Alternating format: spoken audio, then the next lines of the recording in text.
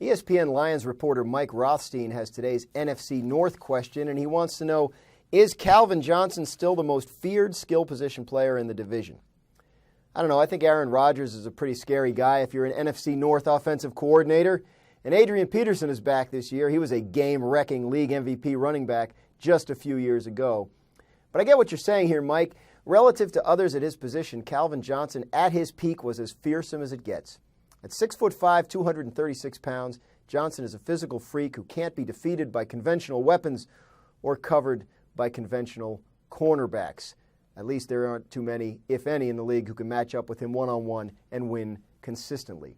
His 122 catches for a league record 1,964 yards in 2012 represent a year in which Johnson could not be stopped and, yes, was as feared as any offensive player in the league.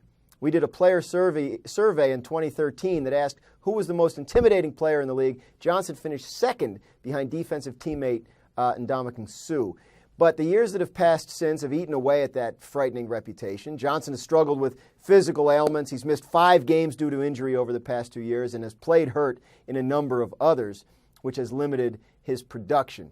Had 71 catches for 1,077 yards and 8 touchdowns last year. It doesn't look like a bad stat line, but relative to his own standards set in 2012, it's pretty pedestrian.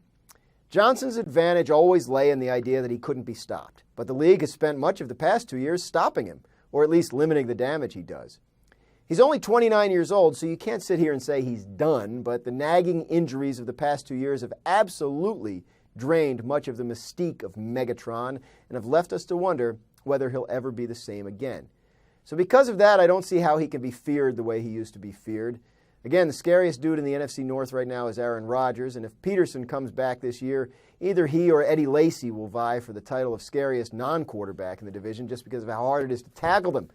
Johnson could get back into that discussion, but at this point, no.